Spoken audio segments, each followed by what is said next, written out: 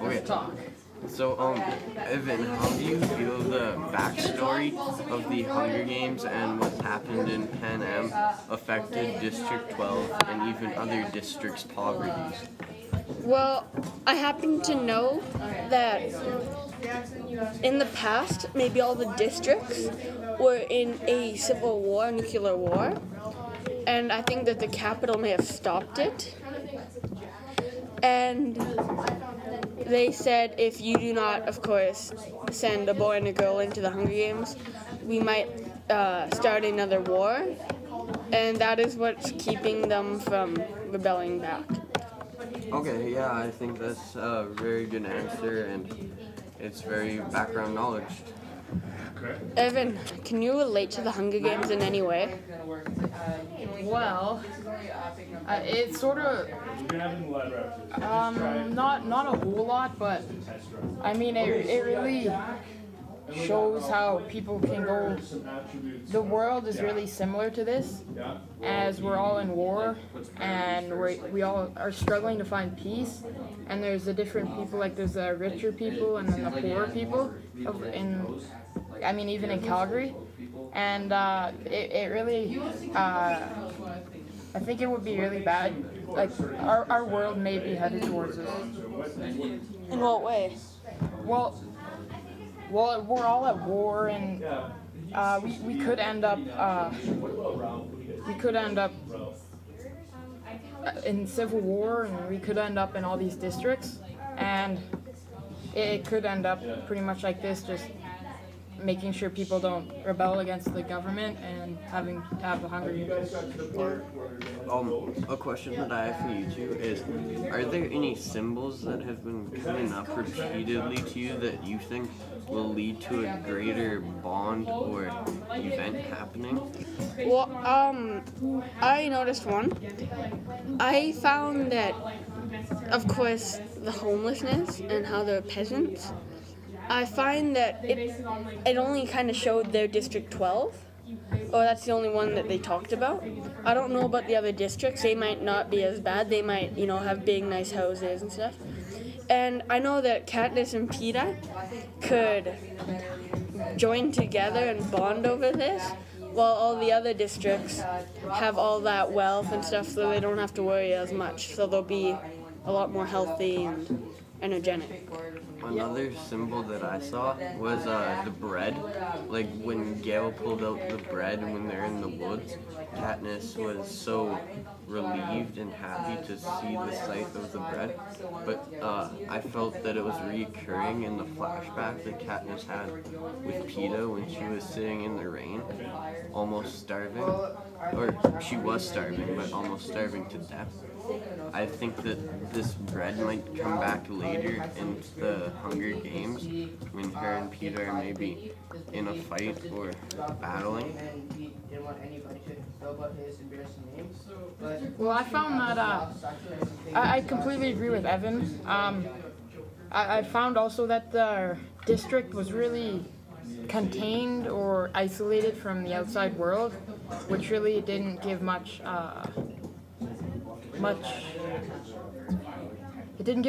hope for them to live anywhere else. Like they were isolated in that little area. You're reading a little bit ahead, but can you speak to How did you guys feel when Katniss volunteered for her sister Prim to save her life and have her to prevent Prim from going into the Hunger Games, basically sacrificing Katniss' I think it life? kind of showed how much she was willing to give for her family, and especially for Prim, because of course she's family and she loves her, that she'd risk her own life just to protect Prim.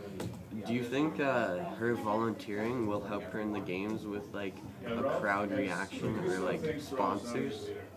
I think it would, because everyone likes a loving tale and a sweet story. And I also know that Katniss will want to win it for Prim, and I think that'll help her in the games, and I think that everyone would like that story. Do you guys agree with Katniss volunteering? Well, I don't agree, but I don't disagree. I'm kind of neutral on this. It sort of, I think it was good, but I also think that What did they first? I think it was good that she helped volunteer her sister because her sister's a lot younger than her. So And then so Ralph goes, oh, I probably more agree than disagree. later that's like, Yeah.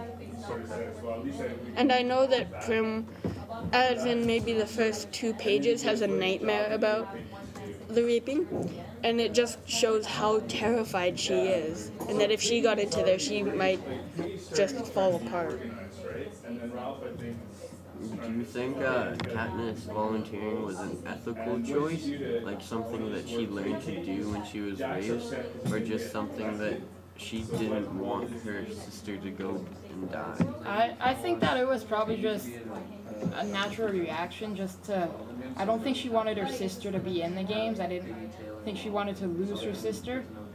And I thought that by doing that, I think she really helped her mom and obviously her sister get through the moment. Do you have any things that so far the Hunger Games, so far the few chapters that we've read in the Hunger Games can relate to in real life? because this book is an allegory, so it has like Well, he's trying to say something about, right? So I want you to yes. pay attention Um, as to certain last year we did a lot of talk about North Korea and the rulers. And I find that there's always protests or something going bad in there, in North Korea. And I find it's because their leaders act like they're treating them the best, even though they're one of the worst countries in the world, where they don't have freedom to leave the country, and they don't have freedom to do many things that we take for granted. The Hunger Games was released in 2008. During 2008, lots of revolutions were beginning to spark. Do you think the Hunger Games was a way the author could represent the evolution and a different story inside on how we viewed the revolutions going on? I think it changed the view of the revolutions with the fact that millions and millions of people are reading the book, and I think that it could change our view because it could help us understand what might happen next or what might be going on. Okay, this movie, they made a movie out of this, and it sparked nationally and maybe even worldwide. Do you think people that watch this movie will actually think about how the poverty is going on, or do you think they'll just be there to see what happens when someone dies? Basically, what the capital is. Are we like the capital? savagery and barbarism. Well, Okay, so this will come to represent civilization. I don't know. I think a lot of people figured that out. One of the I read a post on Globe and Mail explaining whether the Hunger Games was too violent for a lot of people. And I don't think that the reason they watched it was because the kids were just killing each other. I think it's because it was a good, all-around movie, and that it explained the human nature of putting people against each other just so thousands or millions can watch. Sacrifice, 20 people so millions can enjoy it.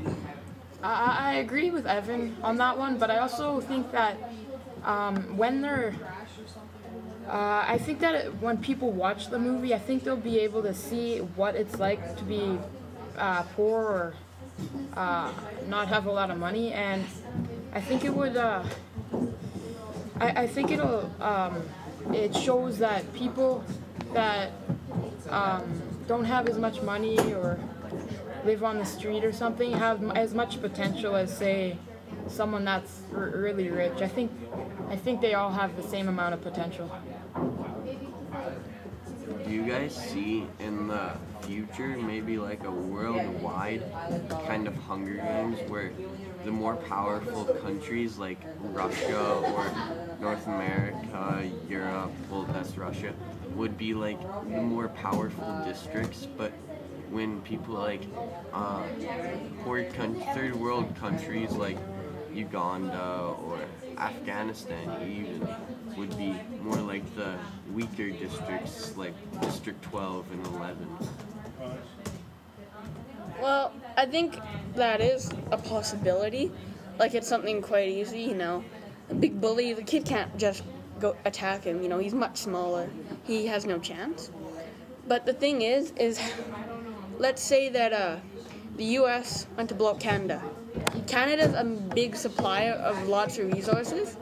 Same if, you know, U.S. blew up China. China builds most of the U.S.'s products and things. So in the end, we all kind of need each other.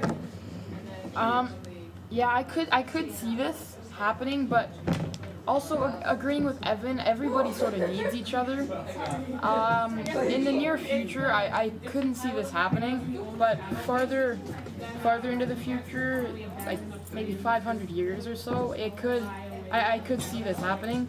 But for now, I think pretty much everybody needs everybody in the world.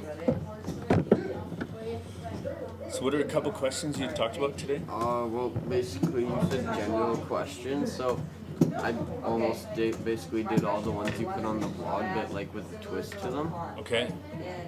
Okay. And okay, what's one of the ones that brought out a good conversation?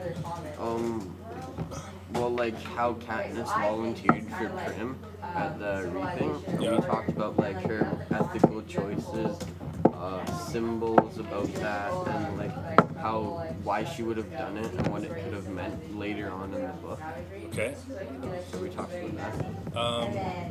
Like there's a whole bunch of things that come up for me. Like one, it reminded me of the Aztecs and human sacrifice, right? And similar things might have happened. You know, you might have been able to replace someone. Warriors captured in battle thought it was an honor, and in this book it's sort of like an honor too. Like people actually want to be chosen, and as you get into the book you see that some of them you're not supposed to, it's like the Olympics, like you're not supposed to be a professional, right? But some actually professionally are trained from birth. And it reminds me, like you guys are young, but in the Soviet Union days they would take athletes into the military, but there would just be a special section for them, and that's all they did was trained, and they would get steroids and all sorts of, you know, that was before they were very good at finding, like you see some of these Eastern women swimmers, like they were men, like they were on male hormones, like they had big hairy armpits, and but it was kind of like that. There's these, it's sort of breaking the spirit of this event. Because this District 12 is probably one of the poorest, right? Yeah, but so they District almost 2 never win, right? Right. What makes them poor? They're like cut off from the main capital supplies. Like coal is the main thing they supply, and that's only a minor need for the capital. Right. When districts like District 2, they supply electricity, which is a big need for the capital. So they like give them more food and profit for it. Yeah. So it's interesting how they have this one big industry and then all these sort of small black market. You know, like just selling rabbits. Or Yeah, it's sort of like for say Calgary, there's one big industry or city, I guess it would be, and then there's smaller cities or towns around us. Yeah, and just like small little enterprises, like you're just basically just getting by. Like she's like, do you remember that? What's that? Acrophy? What's like selling medicines? Her mom? What was that? Yeah. What do you call that? I can't remember. I'll check in the book. Yeah.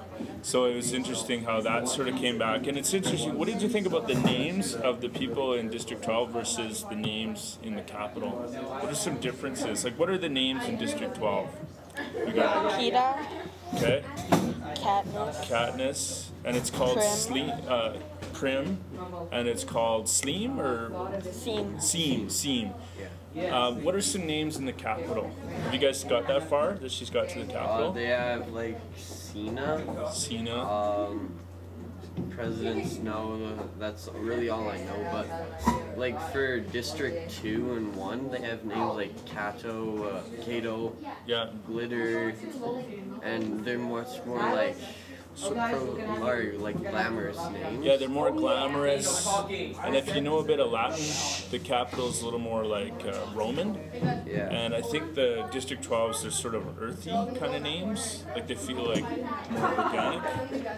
Yeah. Okay, so we're gonna be. Okay, guys, get ready. 20 seconds, We're all boys. going in 15 this seconds. corner when it Do you want me to shut happens. this down? Sure.